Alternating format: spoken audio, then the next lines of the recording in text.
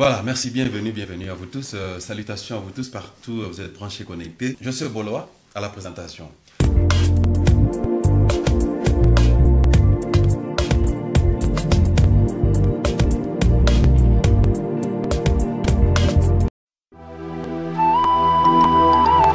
Shalom peuple de Dieu, shalom bana nzambe, shalom ba maman. Tobengi bino na molulu munene we kozala le 17 mars. Boya toya ko célébrer le roi des rois, le seigneur des seigneurs. Nzamba pesinga thème na bino, abina ebisa bino toutes les mamans avec Jésus. Avec Dieu, nous ferons des exploits et il écrasera nos ennemis. Ba mama e,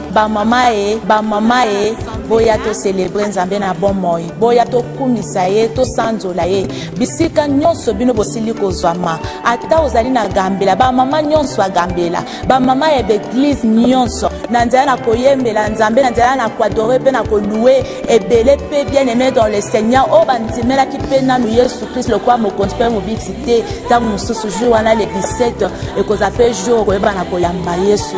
Ba mama e, bomema bana, bomema ba papa, bomema bandeko, boya ebele, boya massivement, pour te louer, te glorifier le Seigneur.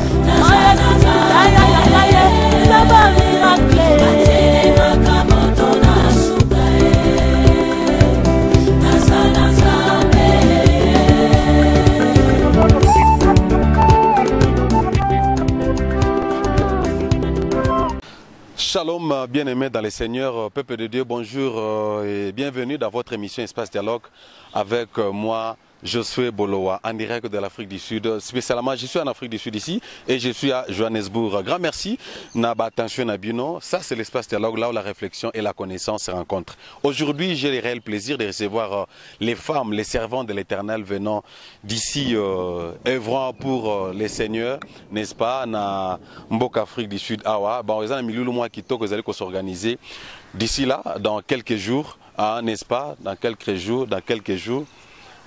Les heures s'organiser dans quelques jours, ça sera le 17 mars 2018. Donc on appelle ça toutes les femmes avec Jésus-Christ de Nazareth. De sa célébration, Moko Bweba Mama, nous avons bango à cœur, bakoutan ensemble, ba adorer Jésus, ba tombola qui s'y a beaucoup de en plus, baza pena poser à bonde la pona mboka na biso RDC. Bebika ba mama so ba leli nzamba yo ka bango facilement. Grand merci na Francine Gembe de la Belgique, la grande dame, grand prêtre mère. Merci na Désiré Mukombozi. Et grand merci aussi na Imbolisation, Emboli Thierry. Merci pour votre temps, merci pour votre assistance. Dans le but, merci Nabino. Alors sans plus tarder, je vais recevoir mes invités aujourd'hui. Maman Francine Naimbi ba mama. Je crois qu'après Misso ba kota na ligue ya ba grande dame. Non c'est ma Belgique, mais Afrique du Sud, n'est-ce pas? Donc ba ligue ensemble ba kutana parce que c'est rare. Et je vous informe que les téléspectateurs vont brancher connectés dans 4 comme au Climo Bimba. Libota Nanza mais pour la première fois depuis l'Afrique du Sud et l'Afrique du Sud. Depuis ba maman pe Afrique ba église. Écoutana pe botamana ba église francophone bien sûr. Ba maman ba kutana ensemble ba sangana. Ba tombola kitya bokonzi na Yesu Masia. Et puis ba lela pona mboka na biso. Idée on est outil pas na maman moko Françoise. To solane ensemble pour découvrir. Voilà. Naza pe mena ba maman, oui que ça la moi bien, n'est-ce pas? Shalom pe bienvenue ba maman. Shalom papa, shalom. Voilà, là on a ça les anons pe sabino micro, on se présenter aux anani. Kombo na yo bisiko sang osambela kapé, puis moi salutation na ba pasteur ba kamba bino. Après besoin selinga micro to vani poto le bela mululuana. Bonjour, bonjour. Kombo nanga maman Denise Penga. Moi c'est apôtre Lipson. Oiseau Kamba Nouvelle Jérusalem où ezana Berea. Naza moyembi. To sanga lelo pona okomisa nkolo. OK. Shalom peuple de Dieu, na pamboli bino. Kombo nanga évangéliste Françoise Ngwezi. N'assemble à l'église Nouvelle Jérusalem et par apôtre Lipson que je salue. Que Dieu vous bénisse. Shalom, shalom peuple de Dieu, je réponds au nom de la sœur Rosette Ngoï, je prie à Jésus-Christ la lumière du monde. Nous sommes là pour célébrer notre Seigneur. Merci. Merci, bonjour bien-aimés dans les Seigneurs, moi c'est la sœur Stella Bouelimou Kendi. Je viens de l'église Sanctuaire Héritier de Promesses qui est dirigée par l'apôtre Gabriel Veil. N'ayez que rejoindre toutes les femmes avec Jésus et la sœur Françoise Ngoïs. Merci. Voilà. Merci beaucoup. Vous avez présentation d'abord, n'est-ce pas? Alors, il y a un bon vanda, baba yembi, on a baba yembi puis baba servante, n'est-ce pas? Pour pas confirmer que baba yembi. Donc, ils ont ndoulé et puis adoration, parce qu'il y a les ndoulé, vous comprenez? Donc, ndoulé, ils ont zonzing, ils ont les cambo vision de yé. Pour place aux gens, ah, bah mère, bah on s'abandonne zonzing, na quoi na bangoté, bah bien l'église, bah na quatre église na bangon, n'est-ce pas? Bah maman, moi capelle la mort, ça la moi vrai bien, non? Pour notre tombe la quitte à beaucoup, on dit, moi biso to bande émission na biso. Non, c'est un Rosette aussi.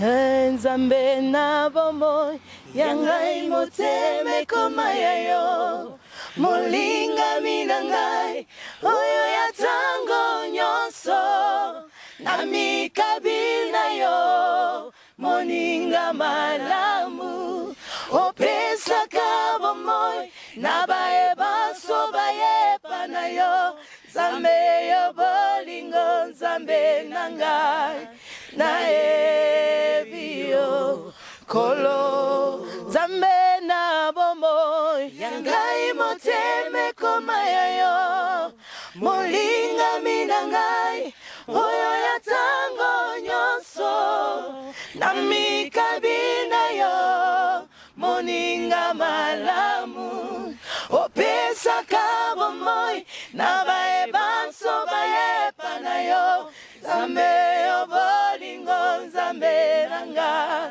na yebi yo oh nani azalo kolayo nanya kosu galo kolayo misweto mwami likolo tokotato la monene na yo kombo na yo Nzambe seko na seko yokumama. Praise the Lord. Voilà, vraiment, veuillez vous asseoir, merci d'être venu. Quelle onction on avait dans Katsaba Maman. Ça, c'est l'onction angélique. Voilà, merci chers téléspectateurs branchés connectés dans www.congodialogue.com. Ça, c'est l'espace dialogue, là où la réflexion, la connaissance se rencontrent. Gars, merci. Grand prêtre mère, grande dame, maman, Omoni, Nakutena, maman, Lissousou. Tozo préparé, Tobazo préparé, Milulu Moramoune, Nepé Kitoko, na Afrique du Sud, Awa. Dis-moi. Apparemment, il y a aussi la calamité en Europe. Je crois qu'on a fait un dimanche début mars. Alors, ceux qui sont ici, ce monde comme Ali les Araga, il y a qu'à le 17 mars. Voilà. Je commence avec président au visionnaire. Sœur François. Comment vous allez? Oui, je vais bien par la grâce de Dieu. Merci beaucoup. Je vais bien par la grâce de Dieu. Ok, ça c'est la sœur Françoise.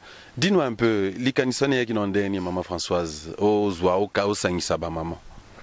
Et merci beaucoup pour la parole. Premièrement, na pesi Nzambe nanga merci pour na ngolu na e mawana e na kati ya vie ya moko moko na biso awa et ceux qui étaient mbeto kwa pe kokutana te. Na pesi Nzambe wana merci, na pesi pe merci ndenge o invité biso na émission na yo pour tobeta lokole na ngele pour message oyo comme la peuple de Dieu pe epambola bango et vision oyo et yaki nanzela prière parce que nazaki na posa ko sala loko moko boye oyo ezalaka te vraiment na Johannesburg alors nazwaki na temps ya ko prier pour nango pour e salema e la tanzoto donc lelo ndenge ezola tanzoto boye eza conception moko nazwaki banda kala nanzela prière alors nazali kozelaka le temps de l'Éternel pour se réaliser alors vision o ezali ya kosangisa basi nyonso ya Johannesburg neti lelo tozo banda que toutes les femmes avec Jésus donc ezali thème principal ya vision na biso oyo Nzambe apesi biso pona koyeba na kopambola mama nyonso alors ezali première édition oyo to bandi nango parce que par la grâce de Dieu, Nzamba osunga biso, toko ko sala ngata 2 fois na année ou bien année prochaine sous to bandi par la grâce de Dieu Nzamba azo mabiso. Donc toutes les femmes avec Jésus, moi si oyo azana Yesu, aza moi si oyo azana bon moye. Moi si oyo azana Yesu, aza moi si oyo aza sauvé. Donc ceux qui ozana Yesu, ozana bon moye, c'est un peu ça. Waouh, Vous sentez que bon Zambé dans l'eau là, ma belle Koutani et puis bah ange va confirmer donc vous sentez ça non? Même quand il chantait là, hein, maman Stella, maman Rosette, j'ai senti vraiment la présence de Dieu. Même Yopo Zolanda, je crois qu'on a déjà béni. Bon et puis pourquoi bah maman bah Koutani awa. Je crois qu'on répond d'un peu moi muke manalingo manyola suma muke mission ya kosangisa ba les femmes avec Jésus et ça au fait nini. Parce que tout yebi wa msupe babanda na bango masolango après commis un groupe de prière moi comme on a déjà évangéliste on a déjà un groupe de prière maman Stella yaka yo sana modération les lo ser Rosette mtaoteya le biguna ma passé préparer prophétie allez boua et le repé vandi et commis un ministère toutes les femmes avec Jésus international et ça la bonté dans la langue pour ils ba image otikala. On bénit le Seigneur. En tout cas, idée wana ya kosa l'église ezate. Idée wana ezate, idée tozanango pour le moment ezana nous to sangsa basi. Tozala na bomoko, non na Johannesburg. Nde tozo pendant na Johannesburg, peut-être l'année prochaine aux na Kinshasa, na Lubumbashi, na Angola, partout ailleurs. Alors to bandi ango awa, eza église te, eza kaka juste eloko moko nzamba pesi biso poto sangisa basi, to yemba isika moko, to adorer nzambe, to tombola kombo le roi des rois. Parce que muntu na muntu asala makambo na ndenge na ye, mais oyo esali ke tozwa mama Denise, tozwa mama Rosette, tous maman Stella, tous sangana et longo tout ça les locaux pour la gloire de notre Dieu. C'est un peu ça et ça église. Ok. Je crois que prophète Yann, Bissiko Zalina, sœur Berthe Mwamba, Bissiko Zabo qui répond. Je crois que non, c'est un peu maman va répondre. Bissiko même question, on a pour na question souste. Je suis avec maman pasteur, maman Tango qui kanisi a vision, on a que sœur Françoise Eko mettre en haut sur la table. Quelle était votre impression? Personnellement, je ne sais pas si pour Nadjobour, Tobanda Koyemba Kala, mais les caniso qui n'ont pas maman et bango moko na ba sali loko moko boye na nous avons quitté. Mais le kola nzamba sali grâce na nzela na ye. Les caniso ye to kumisi nzambe. Na za pene sengo makasi ya kozala pe partie ya musala oyo. Naza na assurance était présence nanga pe ko pambola ba mama mingi o ba mona biso to yemba kala na zamar ba mona biso to yemba kala na album na biso mususu ya biso moko mais lelo sikoyo to za ensemble ba mama mususu pona beat moko ya okumisa kombo nzambe ko adorer ye ko louer ye na ba mama na kacha Jobour na ba ope ba tala biso na ba kacha ba image ba ko sepela pe longo to kumisa nzambe.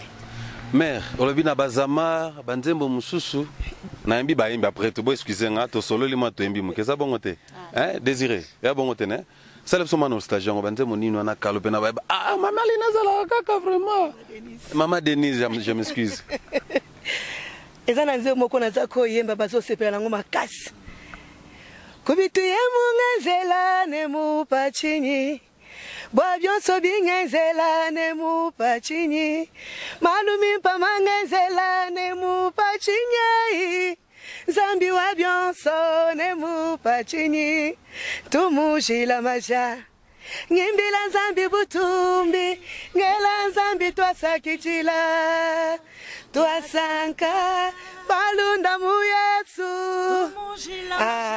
elingelo baete nazobine la ye na kosanjo la ye na loketo na nzoto nanga mobimba pona lokumu na ye na mo loketo woni ngani te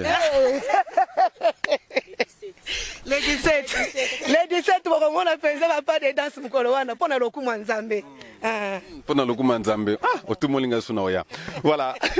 De ma gauche à ma gauche, je suis avec maman Rosette. Même question qu'on a tenu maman Denise, la femme du pasteur Lipson. Tant maman Françoise avec une proposition, il y a les femmes avec Jésus. Quelle était votre impression quand ils ont ndengeni? Il y a premièrement, qui peut Sengo, parmi les invités, parce que vous voyez là où les mamans sont, si bah se réunir pour un loco. Solution mon na kakaka si va se réunir pour na eloko makambo bien et sala makakaka so j'étais tellement très contente d'écouter ça. Alors j'ai dit non, je ne peux pas rester, je serai ensemble avec eux pour évangéliser même les autres mamans bao baebi nzambete. Alors le 17 mars quand elles viendront à adorer Éternel ensemble avec nous, alors ça sera une très bonne chose, même Dieu va aimer. Yeah. Ok. De la même manière, je fais avec Maman Denis, je le fais avec la sœur Rosette. Yo pe album maison sur le marché, mais tu as voulu quand même s'associer à une bande comme sous. Nzembo ye pambola ko ba. Ah, sœur Rosette à Rosala. A combien la personne Nzembo nini? Ebeneza, Ebeneza, Ebeneza, je te dis merci, malgré mes fautes, mes faiblesses. Ebeneza, tu m'as protégé, malgré mes fautes, mes faiblesses. Ebeneza, tu m'as protégé. Amen. Bon, est-ce que ça a timbre frère on a tenenga mbai bongo ba. Isaka Ebeneza, boyambi on ndenge na anyway. Papa. Merci beaucoup. Je suis maintenant avec la sœur Maman Stella, Boueli Mukendi. Tant yoga que Maman Stella c'est qui? Et alors votre impression, tant Maman Françoise avec Naïkanisiwana, et ça l'a que d'abord ndenge. Bon, et ça l'a bien makasi. N'a pas été na résister parce que tant déjà idée wan epesami, na mona déjà que non c'est Dieu. Parce que avant ya osala nyonso, il faut d'abord nzamba permettre. Donc ce qui nzamba permettra qui que non tokutana boya ibi le pourquoi et tango aipsa kinga idée naie en tout cas na sepele nango makasi et na kosenga nzamba sala biso grâce ke suka boyete donc eza lokola ndeti toza lokola ba exemple moko boye à suivre quoi oyo bato misusu bakoki o mona à cause na biso batomboli su bolingo wana baluka susu basangana parce que ceux qui nzamba sangisi biso boye il sait pourquoi alors on a commis ça qui nzambe makasi pour na idée donc na résisté été. Il n'y a pas résistance. Bon, je l'ai fait avec Maman Rosette. Batouba s'attendre nin jour on a les 17. Oh maman, c'était là Kozalawana. Oh, donc tous les héritiers, toutes les mamans de l'Afrique du Sud, au Baza Pena Cape Town, Boza na Port Elizabeth, Boza partout Boza Bolanda message oyo. Ba maman na besoin gambela, Bogozanga te je crois. Nze moni pena oh Mathieu na mutema sko ba romona. Il y a album nanga. Bien sûr. Ba oya oyoka Jehovah Miracle. Nzambo ya pikola kamosisa e umela nzamba bilembwe. Ayo elombe nanga yo mokango lia bana ye. Alléluia oh Jehovah Miracle nzambe nanga yo. Ayo papa nanga yo yokumama. Suite nangoza le 17 mars 2017, Maman Francine dozo kaka ba maman basangani donc my goodness. Tu sais que j'aime et je commence à aimer ça. Et vraiment je l'ai aimé tant mon qui affiche, je me dis bon en fait, pourquoi ne pas koya ko prendre part na discussion pour na ko conscientiser pe ba maman mususu ba rejoindre. Alors mutu nanga ya ezolandeza li que maman évangéliste Françoise yom tozo initiative oyo. Est-ce que celui kana ba maman kaka toza 4 soki 5 boy. To bon ah Pani ba contacter biso depuis comme ba maman na ki bo maman pezala na kati wana ah moi koterimo isalamaki mais ce que j'aime avant qu'on répondre nga vous êtes dans une même église avec maman Denise mais bande ko na biso mi balo ba église mon côté n'est-ce pas alors ba maman muso ba na posa peut-être to bazana posa ba joindre bino mon message no ko pesa bon message na koloba ke ba maman boye ibolamu mais le col a qui déjà Nzambe a sélectionné déjà biso 4 pour l'année 2018 en tout cas bino bozana juste pour nous soutenir biso na ba prière parce que tozana posa récit total prière na yo mama ekosunga biso musala Nzambe otoko sala jour wana batu bakangwama ba oba yeba ki Nzambe te ba ya epa Yesu bandimela Yesu le col a mokonzi pe mobiksi ya vina bango donc oza toujours nécessaire tozana groupe ya intercession déjà ceux qui osana posa ya ko rejoindre biso na groupe intercession problème exact aux vraiment boye malamu tokotala année prochaine donc y pose ali koyembela Nzambe tokosala susu na ba mama mususu alors tam su tokozala 4 te tokoza au-delà ya 4 donc yo pe kozala parmi biso to senga ka bo soutenir biso na ba prière toza déjà na groupe intercession sokoza na posa o rejoindre biso yaka okota intégrer groupe ya intercession pour na ko soutenir biso toujours tokende liboso ba muso bani na balinga ba prier te balinga koyemba mama zo nga ba intercession balinga ya yemba za posa lia lisango lokola bolwa simbi boy ana posa ka alléluia Jehovah Miracle ba moneka pour intercession za na sima mto monete yana posa benga ba demonta na posa yemba message no repesa je bénis le Seigneur parce que musala o soki ko sala onka po yemba vome oke kota te ba frère na biso muso ba yemba ya mokili parce que musala oyo eza musala moko esprit eza musala mo ezo senga ozala connecté na présence en Nzambe parce que otozo pesa kati na biso eza otozo tanga na Bible eza oyo ba pasteur bazoteya donc tozo akango sika mususu te tozo akango na présence en Nzambe alors ceux qui yo koyemba noka pona koyemba po tamsu batu ba mona yo ba sepela na yo moi je regrette vraiment ok ko tata groupe mususu wana kuna ozano à l'aise oyemba penza. Alors sur base de quoi, donc ma question serait que sur base de quoi au sélectionner bande konabiso oyo pour la édition oyo parce que baza ba talentueuse ba mbaka bien baza na onction koleka batu mususu to baza na album sur le marché ou comment?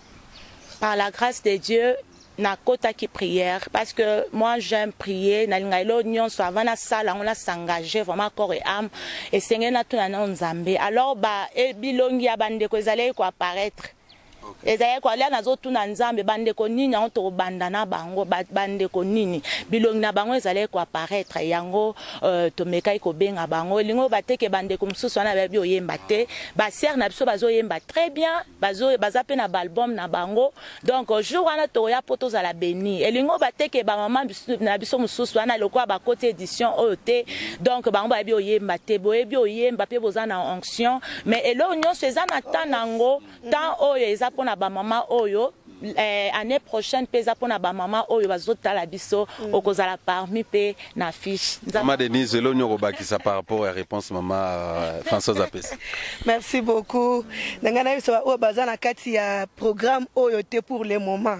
Boza na assurance Nzambe nde muto atombolaka alokotaka na se atomboli likolo natana yo zala na patience tana yo ekoya bakobengisa yo pe okoyembela pe Nzambe na bomoi mais souci na nga ezake no le 17 mars ba mama oyo bayembaka o bazata na programme te na ne oyo boya ebele tokumisa Nzambe elongo prochainement tant bozala pe na programme atanga na za na programme te na ozala wana pona kokumisa Nzambe elongo na bino ce n'est pas dire que no lokola nga na oyemba lokola nga na ze invité te na oyate ozala invité te yaka tokumisa Nzambe elongo Nzamba na bakopambola yo. Vraiment, je crois que maman Rosette tu peux avoir quelque chose à Robakisa par rapport à ma maman bazu libakuté to chat terme libakuté à cause à la sélectionner pour na retomber la kitsa bokondi na journal le 17 soir. Ya kokumisa Nzambe zateke ozokumi bato bazali boso ndeka bango bazokumisa Nzambe likolo sur les stage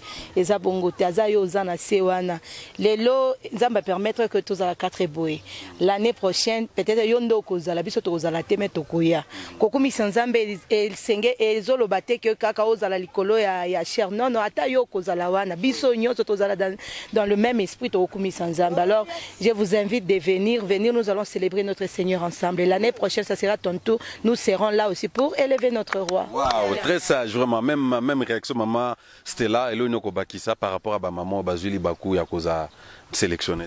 Na lobaka que namsa na Nzambe tozana te poto sa course namsa na Nzambe tozana te poto l'accent na ba talent et puis tout ça makam na sentiment non donc muto oyo azaki invité te à se sentir que te kaza moins que biso non ezaka chaque chose à son temps. Dieu asalara toute bonne chose à son temps et tant on a pe kokoka peut-être na moment on a penza mako utiliser le sous puissamment peut-être que les cas sous ndenge oyo ezo sala malelo donc oyo atazu invitation te aya c'est pour la gloire de Dieu et ça pour la gloire ya Françoise te ça pour la gloire ya maman Denise te ce n'est pas pour ma gloire non plus pas pour la gloire aussi de la sœur Rosette mais c'est pour la gloire de Dieu. Donc ici Kafandi a soutenir la prière donc Dieu sera élevé. Alors vous osez lancer message na ba maman ba yo kibino sikoyo bon eza wapi et puis za date nini eza les 17 bon pour na ba détail adresse maman Françoise Akokio ça. Voilà, merci beaucoup aux branchés connectés. Les numéros sont dans petit écran. Je suis Boloa, l'international. Je suis Bola Facebook. Maman Françoise, on peut s'habiller sur les détails. Mais il y a un peu continuer pour te comment la next question et puis te chiter na biso. Prépare-toi. Bolanda Sport le Maman Françoise a passé Libinango. Le 17 mars, ne manquez pas. Ezaka na Yoville, Otobenga le monde. Mokili Penza. Biscuit Nyos Bazala. Donc, place à Ramosa na ville Zuga Youvel. Bon, qui tourne le bossa McDonald's wana, au katikana face à pasteur Kipa, ezawana. Ba maman, a capella moi m'soit bien te. Hein? Poser la nous matabine na mtema boy. Shalom peuple de Dieu, shalom bana na Nzambe, shalom ba maman. Tobengi bino na molulu munene we kozala le 17 mars. Boya toya ko célébrer le roi des rois, le seigneur des seigneurs. Nzamba pesinga thème na bino, abina ebisa bino toutes les mamans avec Jésus. Avec Dieu, nous ferons des espoirs et il écrasera nos ennemis. Ba mama e, boya to célébrer Nzambe na bon moi. Boya to kumisa ye, to sandola ye. Bisika nyonso bino bosili kozwama. Ata ozali na gambela, ba mama nyonso gambela. Ba mama e l'église nyonso. Na nzela na koyembela Nzambe, na nzela na ko adorer pe na ko louer ebele pe bien aimé dans le Seigneur. O bantimela ki pe na nou Yesu Christ le kwa mo konti pe mo bixité. Ta mususu jour wana le 17h e kozala pe jour ko eba na koyamba Yesu. Ba mama e bomema bana, bomema ba papa, bomema bandeko, boya ebele, boya massivement pour te louer, te glorifier le Seigneur.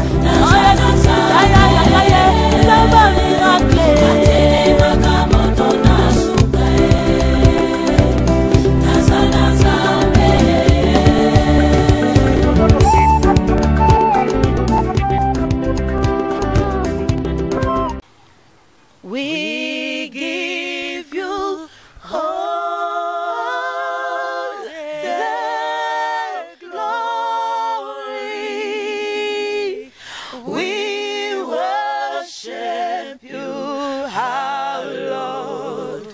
You are worthy to be praised. We give you all, we give you all, we give you all. We give you all the glory. We worship you, our Lord. You are worthy to be praised. We give you all. We give you all the glory. We worship you, our Lord. You are worthy to be praised. Oh my goodness, acclamons Jésus. Donc c'est toutes les femmes avec Jésus. Voilà, à toutes les mamans qui sont basées ici en Afrique du Sud, spécialement à Djobu, au Boza Around, Bedfordview, Santon, hein, Berea, Hillbrow, Malvern, Kensington, Bedfordview, Bruma, Saraldine, Orange Grove, Highland Park, Balfour Park, Savoy, Alexandra, Q, ba maman nyonso boza kuna yaka transport mo kaka. Okitinoka na libotana na Kenmer, oyano male mekaka entre Francis na Kenmer numéro 50. Bon te maman Francis. Eza bon papa numéro 50. Donc en face il y a pasteur qui pas molle. Donc ce que komika wana au mon appel affiche ko zala wana donc ko bunga te boya ebele ba mama boya ko soutenir biso. Eza eloko na biso eloko na bino. Donc ce to saleli ngo fierté bat miso ba ko salela biso ngo fier bazate. Donc bino boya wana po diable ayo kasoni boya vraiment ebele penza Nzambe na ngai aza vraiment au contrôle ya nyonso pe Saint-Esprit azali. Que Dieu vous bénisse. Voilà, les gens se demandent toujours Boya Ebele, vous allez recevoir ceci et cela et cela. La question qu'un téléspectateur peut se poser maintenant, de comment Zolanda Bisso, partout Azali pas Pichou, et pas Dems vidéo, et pas Jano, hein, Mobile ya Pembe, na John Image, je crois que Basidi Kolekawana, et pas son rival, émission peut Kolekana, Bazola Nson na Gambela. Maman Mili, merci, je vous salue. Ba maman Nyonso Bazoteka, Basala Bisso, Bateka Bisso la Kongwana, donc vous avez vraiment invité. Bas s'attendre na Nine, hein, qu'est-ce qu'ils doivent s'attendre? Tant Baye, bon, Toye, 15h30 nous sommes là. Tose la Nine, Tobana Wapi, Tokende Wapi. Ils auront intercession, matéa, louange, adoration, ou comment? Perception de briefing, comment sera la journée? En tout cas, journée, ils ont vraiment béni. Ceux qui voyaient la surprise, ils ont belé. Donc, yo yaka, jour wana nde okomona oyo nzambe abongisi okozala jamais déçu. Problème eza biso tozalaka nango tant toyaka na baconcert na bajournée ya louange na badoration tose préparaka te toyaka mingi mpona kotala kote esimbi te po ta mosusu po tochola ta mosusu po toseka mais kozala bien ta mosusu jour wana eza jour na yo ta mosusu mama Stella ntango akoyemba yo kozwa délivrance na yo kaka ta mosusu mo oyo ya kobimisa na monoko na ye yo saisir yango ta mosusu délivrance ya vie na yo ekoti na kosenga o se préparer vraiment na prière o se préparer vraiment parce que Saint-Esprit aza au contrôle bien aimé dans le Seigneur boya ebele boya vraiment oyo Saint-Esprit loko aye moko azana programme ye moko ayebi comment programme ekozala en tout cas très bien tozo préparer ngo malamu mingi pona bénédiction et kota vraiment na bandako na bino soki mutu azaki ta mususu malade azaki ta mususu malade silaka te zala na kondima yakane na présence en Nzambe oye na présence ya Françoise te oye na présence ya Denise te oye na présence ya Stella te na présence ya Rosette te mais oye na présence en Nzambe yana bango bandeko pe bayambi nanu Yesu te lokola mokonzi pe mobikisi pardon azobeta sete boya jour wana boya koyamba Yesu en tout cas eza vraiment eloko mususu ya sika oto bandi nango na Johannesburg Nzambe vraiment aza au contrôle na molimo santo. Vous êtes les mamans yambo biso to chité to koma parce que na suka ça vous allez répondre bino ça peut n'appeler seulement à suka. Bah numéro un petit quand vous en robenga c'est des commentaires à faire, vous voulez savoir plus concernant ce programme, vous appelez Banda Yamboka. Peut-être aux un peu surpris à comment on a programmé toutes les femmes avec Jésus-Christ ici à Johannesburg, la première édition, là où les femmes vont se rassembler pour adorer Jésus.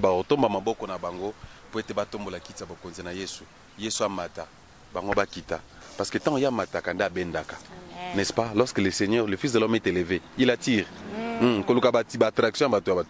Sauf forcer et simbater. Mais commence d'abord à élever Jésus. Parce qu'il a dit lorsqu'il sera élevé, il va attirer. À quoi attirer faveur, à attirer bénédiction, à attirer même Kobota. Toi tu ne veux pas élever Jésus, comment là? Tu te complains seulement, tu te plains. Est-ce que tu as eu le temps d'élever Jésus? Élève seulement Jésus, business, coopération, ouverture, monsieur Salama, qui m'écoute dans ma belle famille. Toi, attire seulement Jésus. Malgré ma pression, Anna, toi, élève Jésus. Il attirera la compréhension dans tes belles familles. N'est-ce pas? Il y a de ceux-là qui ne croient pas. Ils ont un cœur ouvert. Ministère et Abassi. Ah, bah, maman de Baroté. Maman de Baroté. Maman de votre réaction? Papa, nous sommes, la Bible dit, ce n'est pas nous qui ont choisi quoi Dieu, c'est Dieu qui nous a choisi. Pourquoi pas Nzamba pona qui te kaka mibali te aponi pe na bana basi. Na Bible to moni ba exemple belé, ba exemple ba Deborah. To moni ba exemple belé. That means ezo de makambo ya koloba moi si to mobali.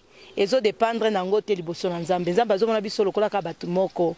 Le problème ane que mutu na mutu atambola na principe ya Nzambe. Mo kambo koloba oh moi si mobali ya te ya sala boya. Alors moi ngage nazakanango d'accord. Ba maman bana ba papa baya. Ba maman ba ya baya. Ya biso nyonso devant l'Éternel tozaka batu moko. Devant l'Éternel Nzamba différencia kate ba sexe différencia kate. Biso so tozaka batu moko. OK. Yeah. Maman Stella, tes commentaires par rapport à la réaction batu msusu. Moi je crois que Bablo quoi na évité surtout reculant parce que c'est la femme qui donne la vie. Et tant au mobala zolo ba que moi cité. Mais pourquoi on a besoin de vie? Parce que Nanzela moi si des bons mots ezali. Donc Dieu est capable de utiliser moi si comme mon coco na idée. Et pour na eloko moi je crois que na temps otozanango toza vraiment na temps mo ya suka temps ezama be makasi. On n'a pas besoin ya ko différencier oh moi si mobali. Donc nyonso azoya na part ya Jésus-Christ, il faut muto ezala moi si mobali accepter yango. Donc toza na besoin na ba papa, na ba maman, c'est la femme qui donne la vie. Donc papa tia zawana eza moi sinda pesi bomo. Donc nanzela na biso nzamba poni pour que nos peuples na ezala béni alors ba hésiter te ba ya pour bazwa part na bango. Et les mamans et les papas, vous êtes la bienvenue. Bino so bengami moye malamu. Yambo biso tout ceux qui ça message na biso ni asuka ni maman Françoise Ozana yango pour na web ça ba téléspectateur bazola na so baza branché connecté na mokili moyemba puis baza basé en Afrique du Sud. ba probleme nazali na yango ezali likambo na ngateo ezali likambo nani likambo nzambe joba nyoko maketango molai ezalaki likambo jobeteo ezalaki likambo nani likambo nzambe yelile ye baba likambo nzambe oh yelile likambo nzambe. Que Dieu vous bénisse, bien-aimé. Boya koyoka likambo nzambe. En tout cas, et koyeba na kopambola bino vraiment makasi. Yaka. Lokola mwasi oyo tango ayoki pa Jésus apesi bonne nouvelle. Akende kobenga bato abi boya koyoka, boya kotala. Bien-aimé, boya kotala, boya koyoka. Biso toza mingi akoloba te parce que so tolobi pe mingi tokobebisa. Tolingi bino boya, boya koyoka, boya pe kotala. Oyo nzamba che kati na moko na biso, moko na biso azana likabo kati na ye. Sko makabo wana to sangisango nyonso le 17. Hey! Boya, nzambe nanga ko pambola bino vraiment, vous êtes vraiment de baloba na français maman baloba ndeni. Boya. Boya, venez, boya, venez, boya, venez, boya, venez, boya ko, boya ebele. Ah. En tout cas, to bengi bino boya ebele nzambe nanga ko pambola bino. Oh yes. Na ebite. Voilà, merci beaucoup, on est presque à la fin. C'est pour la première fois, je vous garantis, chers téléspectateurs, amis internautes, vous avez branché dans le monde entier. C'est pour la première fois, les femmes, les servantes de l'Éternel en Afrique du Sud, spécialement à Djobou, Bakoutan ensemble. N'est-ce pas? Pour les souter, non, mon nation, ce n'est pas maman. Or, nous sommes des enfants de Dieu. Comprenons que c'est l'amour qui prime. Lorsqu'il y a l'amour, l'amour couvre toutes les fautes. Est-ce que madame Osonami ko s'approcher na est-ce que mais l'air n'a poussé ni pembe na ya batu aye kutu tinandako donc ça veut dire qu'il y a l'amour. Maman Denise kutu kolobate maman nanga chang toza na maman Rosette kutu ya batu sans problème andimi na donc to mitala ka musika donc on s'approche to miye bato yebana toza na bomoko yango ndezo sala biso na kati ya Johannesburg ba maman toutes les femmes avec Jésus. Que Dieu. Toutes les femmes avec Jésus, vous avez 30 secondes et tombez peine à moi de la femme. Parce que journée à le 17.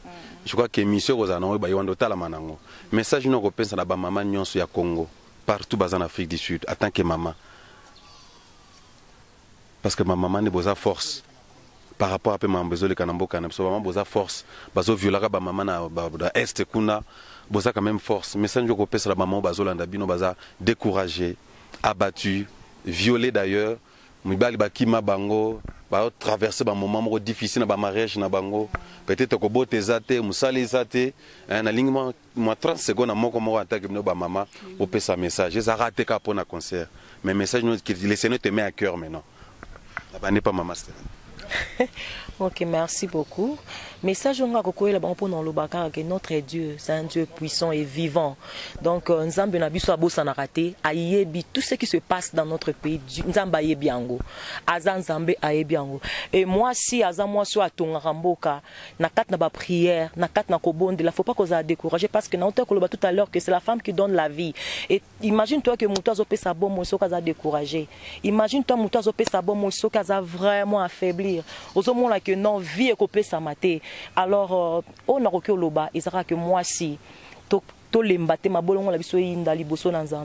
est le Dieu, il est capable de tout, à ça capable de changer nion son seconde. Donc tu peux ça et confiance. Tu peux ça confiance toi sur ma casse parce qu'il a dit dans sa parole que je serai avec toi comme j'ai été avec Moïse. Je ne te délaisserai point et je ne t'abandonnerai jamais. Peu importe ce qui se passe dans nos pays, Nzamba lobiki azana biso perotika. Tout s'est fortifié, tout a toujours un courage. Il est au contrôle de toutes choses. Voilà, très puissant. En tout cas, Moi aussi, j'allais dire quelque chose aux femmes. Les femmes, nous sommes Landa Biso, Baobozana Congo, Baobozawa. Je connais bien la Bible, dit chaque chose à son temps. Nathan Oyo, Ezoamike, ba problème, ba difficulté, ba problème, Namboka Nabiso, Ezalana Libala, Ozobotate, ba Makambo et belé. Laisse-moi te dire, je viens te confirmer que c'est la fin. Si tellement tu prends courage de prier, comme Maman Stella vient de dire, prends courage seulement de prier. La prière, ça va tout changer. Comme Maman Stella vient de dire, Dieu est capable de tout changer, sauf rien. Et là, mon côté, c'est impossible, il Baza capable de changer la situation nyonso tozo monde atako lelo tozo lela na mboka nzambe aza capable ezate kita tozo lela nzamba kufi o soit réalité azomona azoze la bon moment na ye pour agir. Alors to se décourager to prier pour na mboka to prier pour na situation tozo nango solution kozwa makai pa nzambe. Amen. Très sage. Dans mon diversité hein. Maman Françoise, maman 2 secondes. Kufate halembate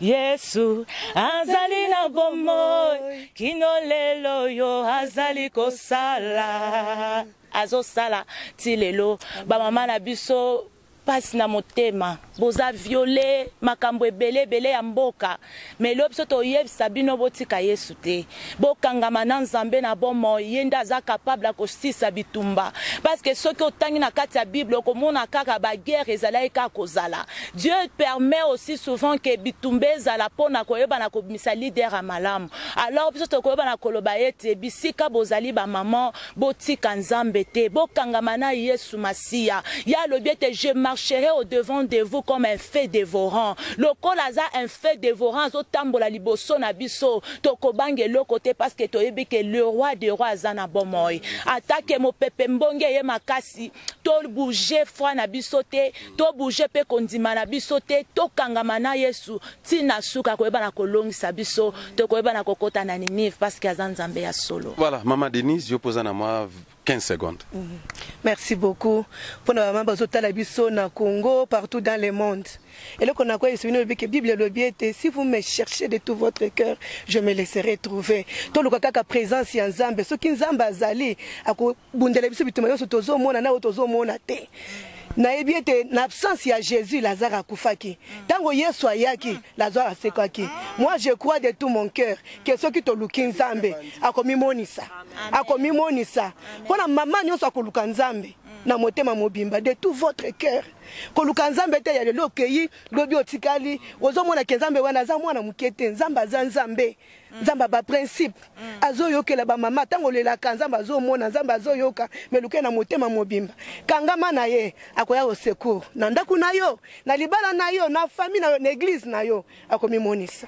Que Dieu vous bénisse. Voilà, merci beaucoup, cela m'amène à la fin na senga bino popera moi kapela moi muke comme ça aussi c'est mission na biso. Je dis grand merci à Bino Nyonso. Ce qui est important c'est que bon retenir date yo ba oboza basé na kata Johannesburg le 17 mars à partir à 15h.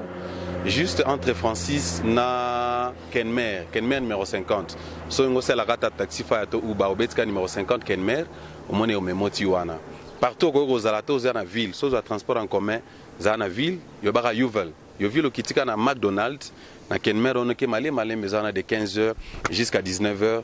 Mais je crois que nous avons to ko pambola bino. Les femmes, vous êtes tellement précieuses. Moi personnellement, je vous salue. Respecter Abino parce que soto za lelo beza pona ba mama. Nena rappeler maman mobo même si Abraham abenganaki Agar. Mais Nzamba yo ka kriya ba mama. Ah injustice ya Abraham epexete Nzamba yo ka kri na ye. Donc Agar tanga lelaki Nzamba bimisaki mai.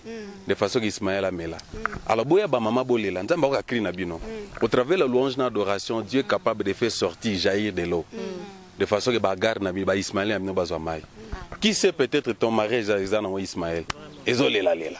Hein ba maman? Hein? Et avant côté. Boya suko so mozindo su ba maman ba lipamboli pona biso. Vraiment grand merci na bino. Grand merci na Désiré Mukombozi. Je crois que bossé le monté hein. Merci na pasteur Lipson. Hein? Ce qu'on appelle ça merci libango que tout pas ba mibali na bango. Pasteur Lipson ndamba pambola yo. Musala kitoko. Papa Kwezi. Ngwezi. Papa Joe ndamba pambola yo. Webiga libango na sima iwa la numéro za wana.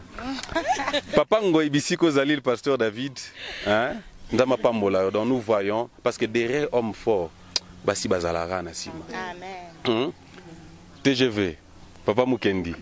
Merci encore une fois pour votre temps ne bo libérer ba maman. Bo pesi bon quand même confiance parce que ça confiance o bo pesi bango ba sa musala nzambe. Bo kangi ba talent na bango to ba père mususu. Vanda wana yo na cuisine, yo ka na chambre, yo ministère non c'est la chambre. Yo ministère on sera na chambre na cuisine. Malibanda te azane loka nzambe tika ya bima. Amen. Elles ont la chose, elles loko ya nzambe. N'est-ce pas? Eh bon, te toko mina suka. Grand merci, ba numéro sur un petit écran. Le 17 mars, ne manquez pas. Ba maman nyo so Gambela, ba maman nyo na Malverne, Kensington, ba kwen nyo so round wana. Bana facilité ko rejoindre biso. Francis Kona Kenmer. Alors moi c'est José Bolois, je suis presque à la fin. Grand merci à Désiré Mukombozi. Merci à Thierry Embolisation. Merci beaucoup. Je dis grand merci avant que je libère le micro. Je dis merci à Ruth Koubessa, Azana Congo. Je dis grand merci à Esther. Ma passe on a appelé son nom merci. Dans le grand merci pour les sous tenga na hotel mabamba pour préparer un zembo hein. Bon va préparer un zembo pour ngana silisa. N'est-ce pas? Hein? Merci beaucoup. Alors je dis grand merci à Denise. Je dis grand merci aussi à je dis grand merci avant de clôturer mon émission. Bato Bazo Sunga. Grand merci à la grande prêtre mère, la grande dame Francine Ngeme de la Belgique. Nambelino ba maman, Oebika donc après ma solo, après émission, so ba ko joindre pe ligue ba grande mère et Zalamo Malamu. Donc je dis grand merci aussi à Didier Nkunga na Suisse. Dans le but grand merci les sous na Désiré Mukombozi. Grand merci na ba homme de Dieu nyon sur les pasteurs.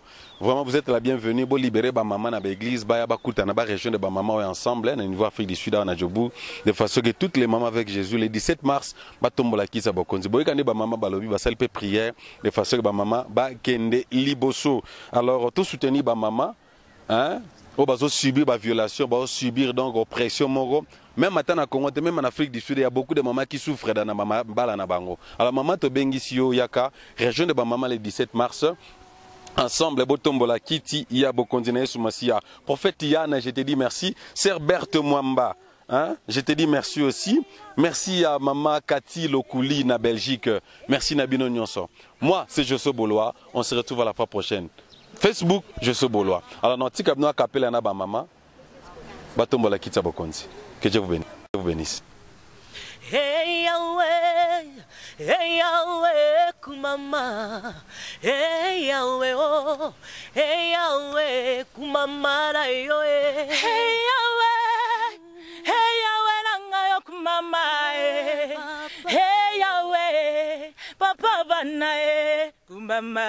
Natangi na Biblia, gaina moni ana Oya zalaki e komba masia, opesi e Samuele o, nangu ya na yo. Yonde kola na bana opesa kama bota pesa na ba oyo basangi, boba kumisa yo Kumama, yaso kumama papa kumama papa kumama papa kumama papa Yahweh kumama papa kumama papa kumama papa nalingina ya bisa yonde makamo na ya bitengene ya kobanda yo mogo kamata ba frase na ngayo klase ya monengo ninge osana suki ya pembe la benye sagesse kumama yeso kumama papa Yahweh kumama papa kumama Yahweh kumama Yahweh Yahweh kumama papa kumama Yahweh kumama papa kumama les 17 mars 50 quelle mère toutes les femmes avec Jésus restez bénis toutes les femmes avec Jésus.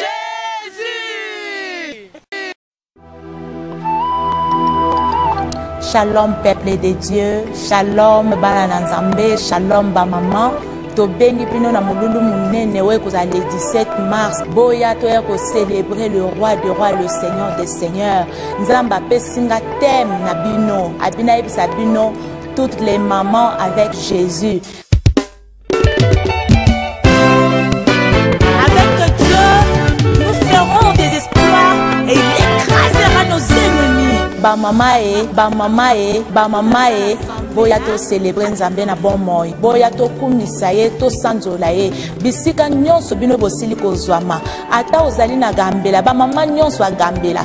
Ba mama e l'église nyonso. Na nzela na koyembela Nzambe, na nzela na koadorer pe na kolouer ebele pe bien aimé dans le Seigneur. O bandimela ki pe nanu Yesu Christ le kwa mokonzi pe mobilisité. Ta mususu jour na le 17 e kozape jour koyeba na koyamba Yesu.